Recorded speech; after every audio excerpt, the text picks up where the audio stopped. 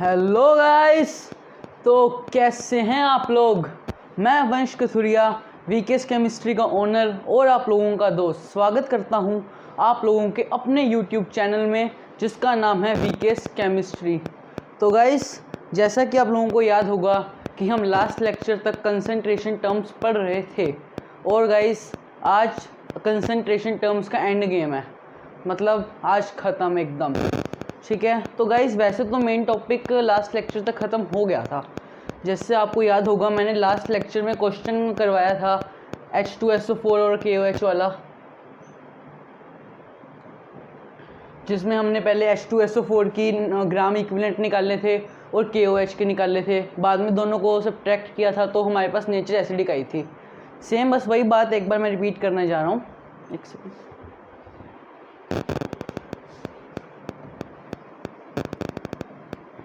देखो, अगर हमारे पास कोई बाइनरी सॉल्यूशन है, बाइनरी मतलब जिसके अंदर टू कंपोनेंट्स हैं, अगर मान लो एक कंपोनेंट है 1 और एक कंपोनेंट है 2, हमें दोनों को मिक्स करेंगे तो हमें दोनों की रिजल्टिंग नॉर्मेलिटी निकालनी है। तो ये बताओ मुझे कैसे निकालोगे।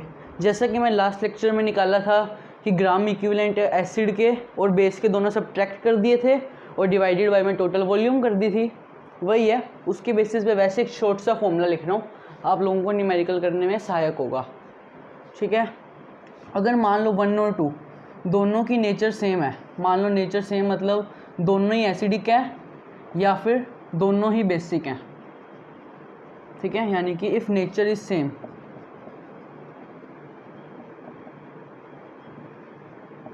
इफ़ नेचर इज सेम, अगर मान लो दोनों कंपोनेंट्स की नेचर सेम है तब आपने क्या करना है। ठीक है, नेचर सेम है तो ग्राम इक्विवेलेंट पहले के निकाल लीजिए। मान लो उसकी नॉर्मेलिटी है N1 और वॉल्यूम है V1, N1 V1, और दूसरे के भी निकाल लीजिए, वो आएंगे N2 V2। दूसरे की मान लीजिए नॉर्मेलिटी 2 है N2 और वॉल्यूम है V2। ठीक है, तो जैसे लास्ट लेक्चर के लास्ट क्वेश्चन में दोनों की नेचर डिफरेंट थी, मतलब एक एसिडिक था और एक बेसिक था, तो हमने जिसकी ग्राम इक्विवेलेंट ज़्यादा थी दूसरे की उसमें से माइनस कर दी थी। इसमें नेचर सेम है, दोनों एसिडिक या फिर दोनों बेसिक, जो भी नेचर सेम है तो दोनों की ग्राम इक्विवेलेंट्स को ऐड कर देंगे तो हमारे पास नेट ग्राम इक्विवेलेंट आ गई।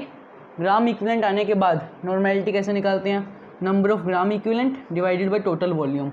टोटल वॉल्यूम क्या बनेगी, V1 प्लस V2। तो ये आप एज ए फॉर्मूला भी याद कर सकते हैं, बाकी ग्राम इक्विवेलेंट वाले कंसेप्ट से याद कीजिए, बेटर है। ठीक है, ये तो आप समझ गए। ठीक है जी, और अगर मान लीजिए उन दोनों की नेचर डिफरेंट है, एक बार पहले से नोट कर लीजिए, स्क्रीनशॉट भी ले सकते हैं। ठीक है जी, ठीक है। अगर मान लो नेचर है डिफरेंट तब क्या,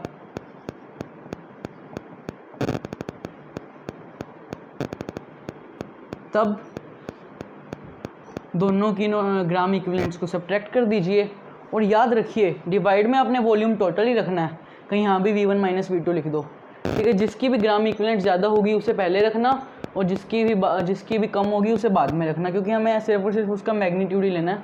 तो मैं यहाँ पर चाहूँ तो मोड भी लगा सकता हूँ। ठीक है, तो अगर नेचर डिफरेंट है यानी कि एक एसिडिक है और एक बेसिक है, ठीक है, मान लो अगर एसिडिक वाले की ग्राम इक्विवेलेंट ज़्यादा है तो दोनों को सब्ट्रैक्ट करेंगे तो रिजल्टिंग सॉल्यूशन आएगा, उसकी नेचर एसिडिक आ जाएगी। और अगर ग्राम इक्विवेलेंट बेस के ज़्यादा हैं तो रिजल्टिंग सॉल्यूशन में जो ग्राम इक्विवेलेंट होंगे वो बेस के ज़्यादा आ जाएंगे और हमारी नेचर लास्ट में बेसिक आ जाएगी। ठीक है, तो कंसंट्रेशन टर्म्स के ऊपर जो बेसिक मेनली थ्योरी से रिलेटेड जो बातें करनी थी वो तो मैंने कर ली। ठीक है, अभी इसी की बेसिस पे एक दो न्यूमेरिकल कर लेते हैं, आप लोगों को अच्छा लगेगा और आप लोग खुश रहेंगे। ठीक है, तो guys just wait for the numerical.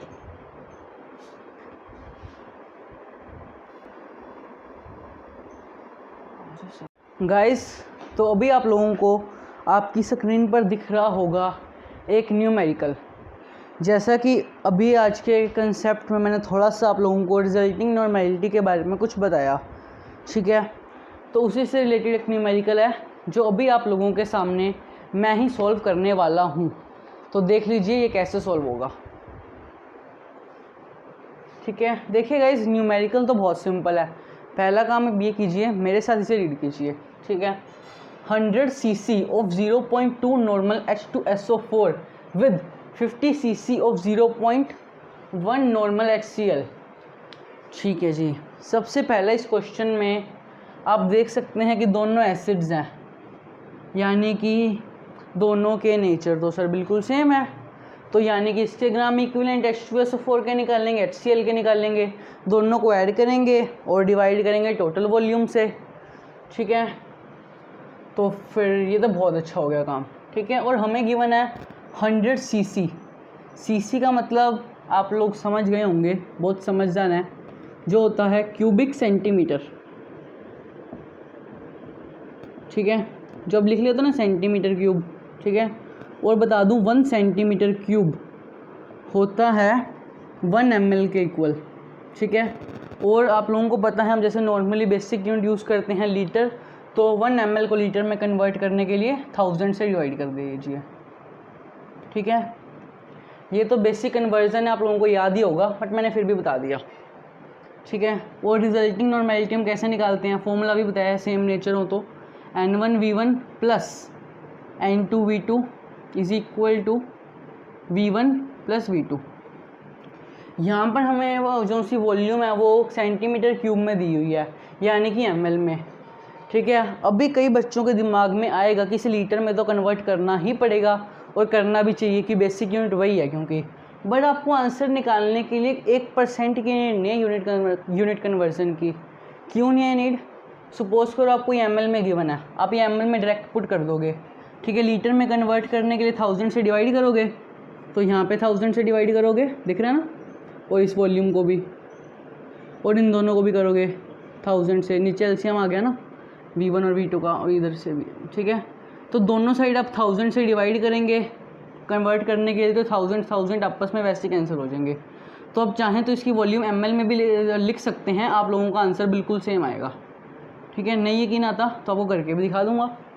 ठीक है, तो अगर हम H2SO4 की नॉर्मेलिटी को मैं N1 मान लूँ, ठीक है, मतलब बेसिकली H2SO4 को मैं 1 मान लूँ, और HCl जो है इसको मैं एक बार सेकंड नंबर दे रहा हूँ। ठीक है, यानी कि H2SO4 की नॉर्मेलिटी को मैं मान रहा हूँ एक बार N1, let us consider, I am considering, और वॉल्यूम मान रहा हूँ मैं H2SO4 की V1। ठीक है जी, पुट कर दीजिए वैल्यू सिंपल, जो कि आएगी 0.2 इंटू 100 cc प्लस N2 है हमें 0.1 गिवन, और ये 50 divided by total volume 100 plus 50 जो कि आएगी 150। इसको अब सोल्व कीजिए, आएगा आप लोगों का आंसर लगभग 25/150। जिसे सोल्व करेंगे तो आपको मिलेगा 0.1667 नॉर्मल। ठीक है जी, ठीक है, होप सो आप लोग समझ गए होंगे। इसे डिवाइड करके देख लेना, मेरे अकॉर्डिंग इसका आंसर यही आएगा 0.1667 नॉर्मल। ठीक है, लगभग इसका आंसर ही आ जाएगा।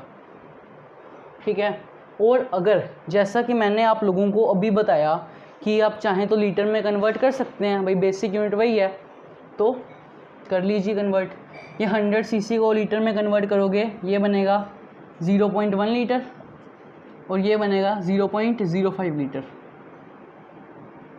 इनकी वैल्यूज पुट कर दो, N1 0.2 और V1 जो है वो IMI 0.1 लीटर प्लस N2 भी गिवन है हमें 0.1, और ये 0.05 डिवाइडेड बाय 0.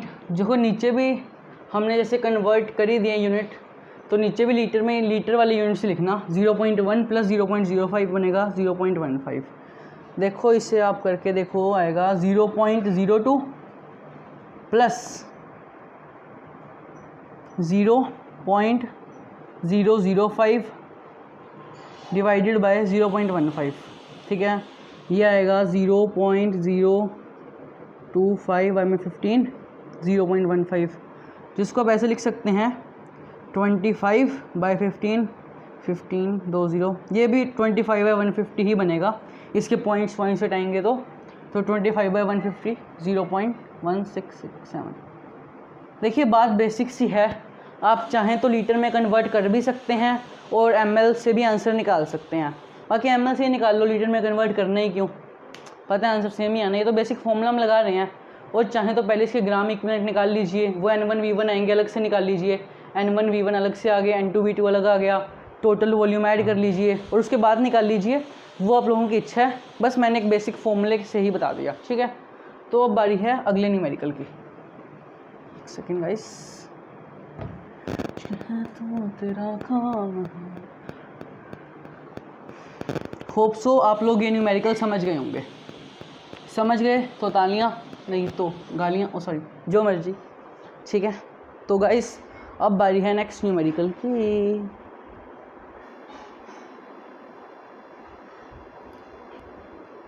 तो गाइस नेक्स्ट न्यूमेरिकल अभी आप लोगों की स्क्रीन पर आप लोगों को दिख रहा होगा, दिख रहा है, ठीक है। न्यूमेरिकल है 100 cc of 0.1 molar H2SO4 with 100 cc of 0.1 molar NaOH। अभी लगभग बच्चे कहेंगे सर मज़ा आ गया, एक एसिड और एक बेस, ठीक है जी। वॉल्यूम दोनों की सेम, कंसंट्रेशन भी सेम, ग्राम इक्विवेलेंट सेम आ जाएंगे, दोनों को सब्ट्रैक्ट कर देंगे, आंसर हमारा 0।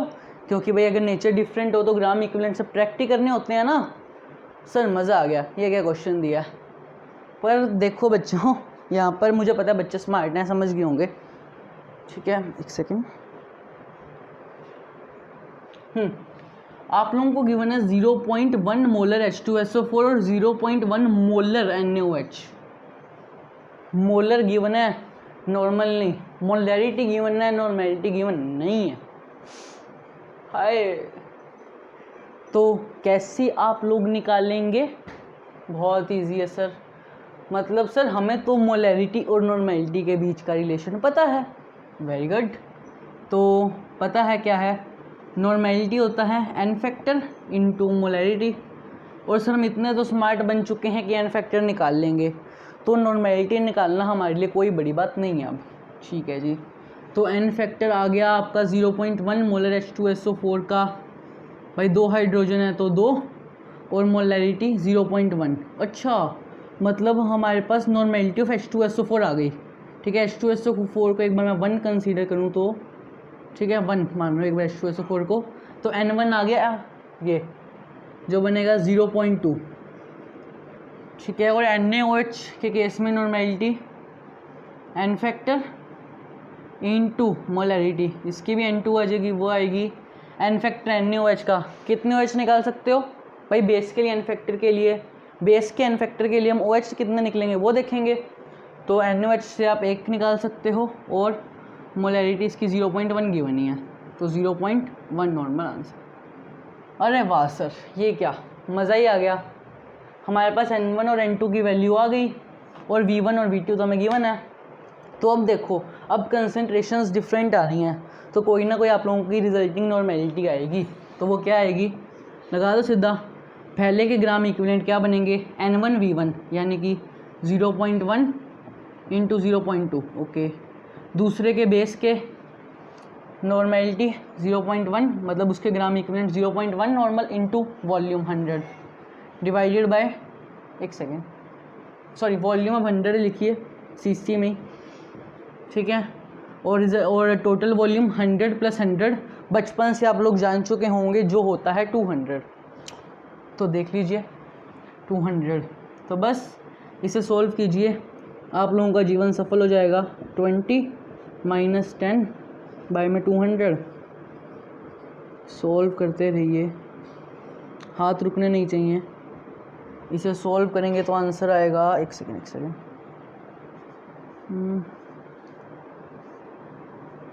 ये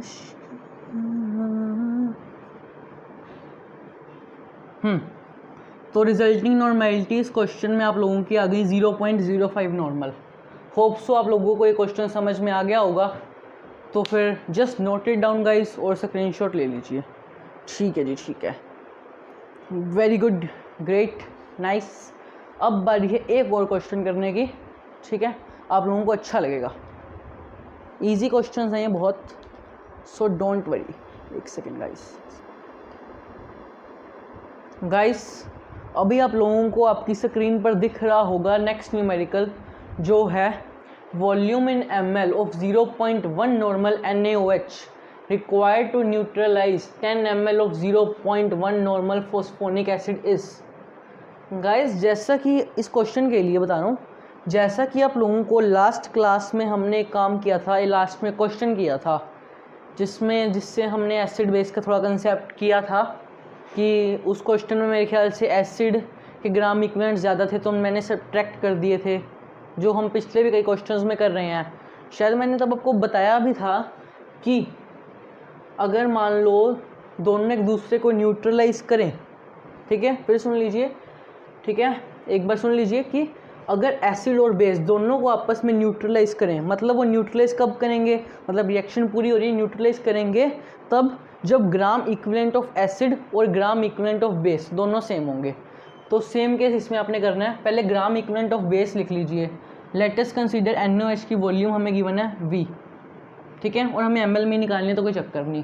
तो ग्राम इक्विवेलेंट ऑफ बेस कितने आएंगे, 0.1 नॉर्मेलिटी इनटू वॉल्यूम, इसकी वॉल्यूम हमें फाइंड करनी है। आप लोगों ने क्वेश्चन कर लिया था ना, volume in ml of 0.1 normal NaOH required to neutralize 10 ml of 0.1 normal phosphonic acid.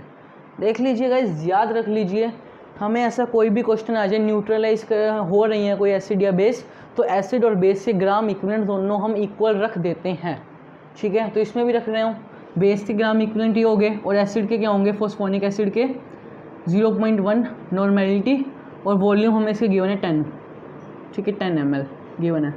तो 0.1 से 0.1 काट दो तो वॉल्यूम 10 ml, मतलब कि हमें 10 ml NaOH चाहिए फोस्फोनिक एसिड को न्यूट्रलाइज करने के लिए, ठीक है गाइस। तो न्यूमेरिकल्स तो बंदा जितने करे उतने कम है, ठीक है। तो गाइस एक बार मैं कंसंट्रेशन टर्म्स का जो सिलसिला है वो यहाँ पर दी एंड कर रहा हूँ, ठीक है, और इसी के साथ आज की क्लास भी दी एंड कर ही रहा हूँ मैं, ठीक है गाइस। कोई भी डाउट हो तो कमेंट सेक्शन आप लोगों के लिए है, ठीक है, प्रैक्टिस करनी हो तो भी कमेंट सेक्शन में बताइए। प्रैक्टिस के लिए आप चाहें तो हमारे टेलीग्राम चैनल पर आइए, ठीक है। तो गाइस तब तक के लिए बाय बाय, एक बहुत बड़ा थैंक यू मेरे दिल से, क्योंकि आज लेक्चर नंबर 4 है और अभी तक कंसंट्रेशन टर्म्स ही चल रहा था। तो गाइस आज तो कंसंट्रेशन टर्म्स तो ख़त्म हुए हैं, ठीक है, कल से हम अच्छे वाले चैप्टर स्टार्ट कर देंगे, मतलब नेक्स्ट लेक्चर से, ठीक है। तो हंसते रहिए, ठीक है। आप लोगों को बहुत बड़ा थैंक यू दिल से, ऐसे ही बनाते हैं ना, बायो वाले बच्चे कहेंगे सर 4 चैम्बर्स या, ठीक है भाई, देख लेना। तो थैंक यू, बाय बाय। तो अपनी ज़िंदगी खुलकर जिए and just love you all, bye bye.